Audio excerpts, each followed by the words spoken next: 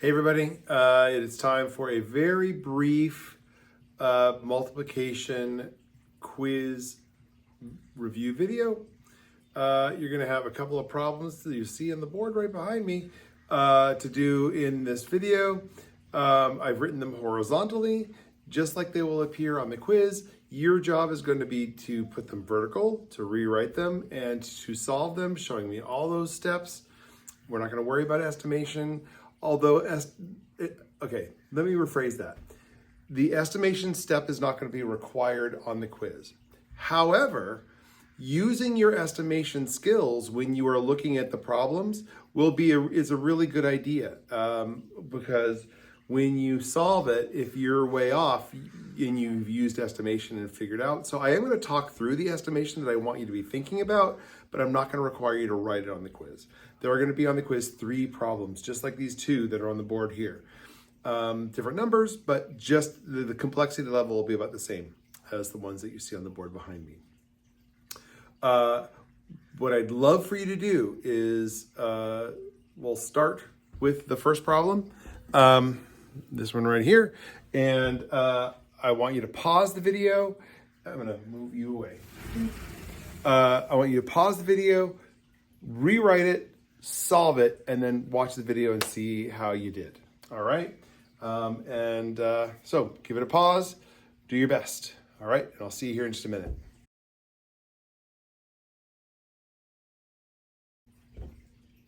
Okay, so it looks like you have finished it according to you continuing to watch the video. So we've got a 4-digit long number here being multiplied by a 3-digit long number here. So I'm going to put this 4-digit one on the top. Ooh, it's squeaky.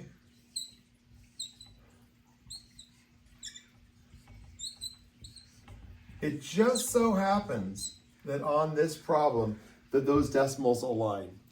That will not always be the case. And it's okay if they don't align.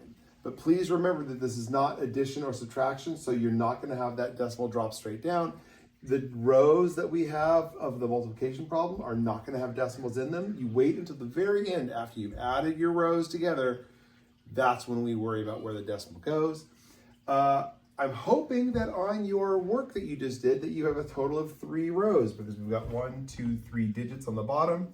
So we're going to end up having 3 different rows of the math equation that we're solving here.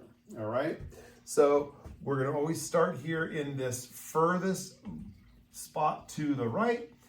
Well, this is not the ones place. This is the hundredths place, but it's the spot here that we're going to start with. We remember we multiply up, we multiply across, and all the way down in sequence, right? So we'll start with 7 times 6, which is 42. We write down the ones place and regroup our tens place. 7 times 0 is 7, plus 4 is 4. 7 times 8 is 56. I'm going to write my 6 and regroup by 5. 7 times 3 is 21, plus 5 is 26. I should have a total of 26,642 in this row, because we're not worrying about our decimals quite yet.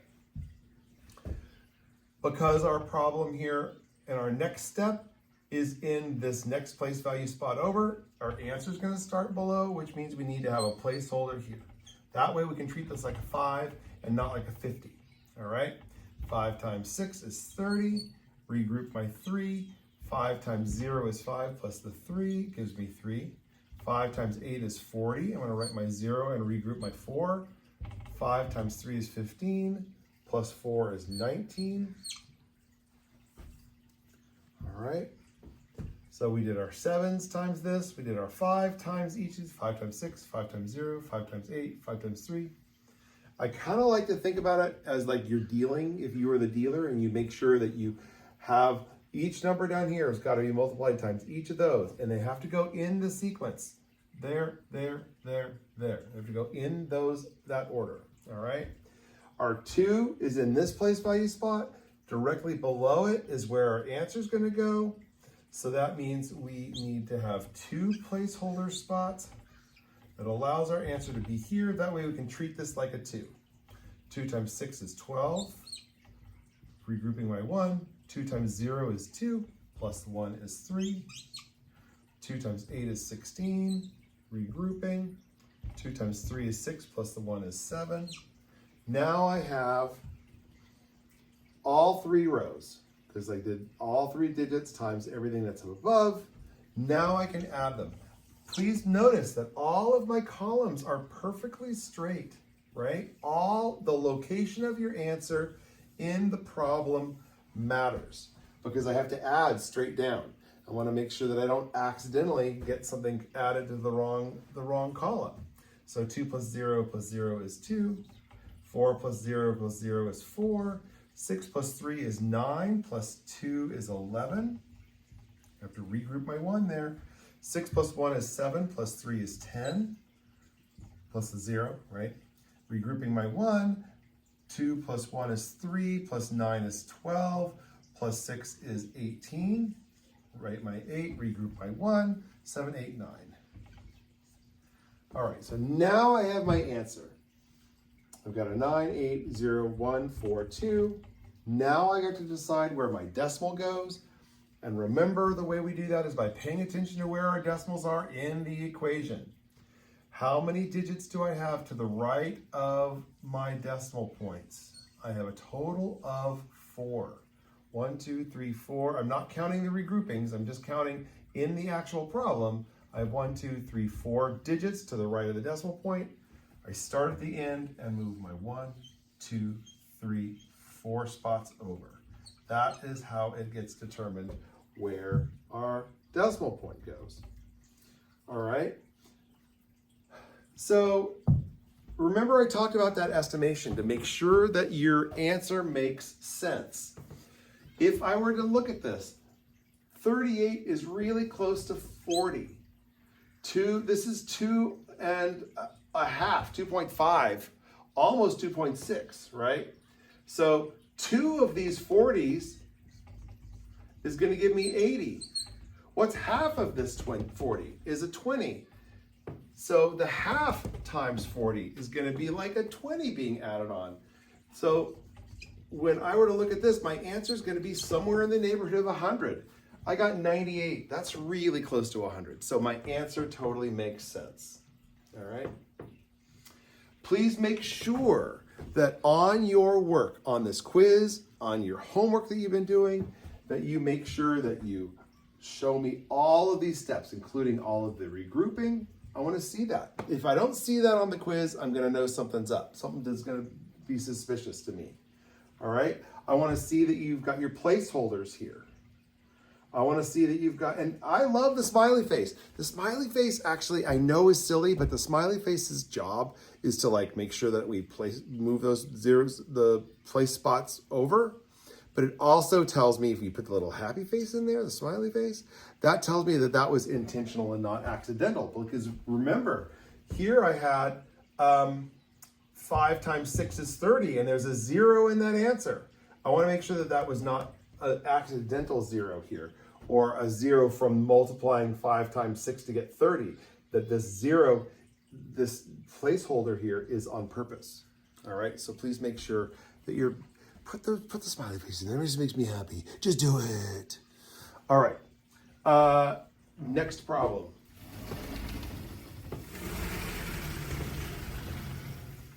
Okay, here's our problem right now. We've got 9.041 times 64.3. If you haven't, so pause the video, rewrite it, solve it. Welcome back. This is a 4-digit number. This is a 3-digit number, so I'm going to rewrite it with the 9.041 on top and the 64.3 on the bottom. Please note, our decimals are not aligned because they don't need to be. This is not adding or subtracting. This is multiplying, and we get to ignore those decimal points for now until we are done with all of the multiplication. And I forgot to do an estimation beforehand the other time, but we're going to do a quick estimation beforehand right now. 64.3, really close to 60. 9.0, that's really close to 10. my answer is going to be somewhere in the neighborhood of 600, right? Rule of 0, take the zeros off. 6 times 1 is 6. Put the zeros back on the answer. The answer should be close to 600. We'll see what we get, all right? But it's going to be close to that.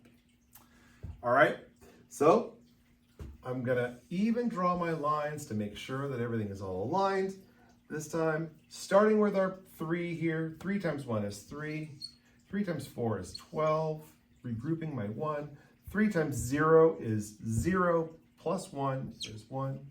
3 times 9 is 27. All right, placeholder smiley face. All right, 4 times 1 is 4. 4 times 4 is 16, regrouping my 1. 4 times 0 is 0, plus the 1 is 1. 4 times 9 is 36. Now, you may not have your multiplication facts down as fast as that. I'm kind of hoping you'll get there. And it gets there with just a little bit of practice. Just a little bit of practice, but it makes all of this so much easier when you have those multiplication facts down to a quick rhythm. All right, so my 6 is in this place value spot. I want my answer to drop down right below it, which means I need to have 2 smiley face. That one's winking, I guess. All right. 6 times 1 is 6. 6 times 4 is 24. Regrouping my 2. 6 times 0 is 0, plus 2 is 2. 6 times 9 is 54. I did all of my multiplications here. I have them down below. I'm going to add straight down. 3 plus 0 is 3. 2 plus 4 plus 0 is 6. That's a 6. There we go. 6 plus 6 plus 1 is 13. I'm going to regroup my 1. 7 plus 1 is 8. Plus 1 is 9. Plus 4 is also 13. All right, regrouping. 2 plus 1 is 3, plus 6 is 9, plus 2 is 11. 4 plus 3 is 7, plus 1 is 8.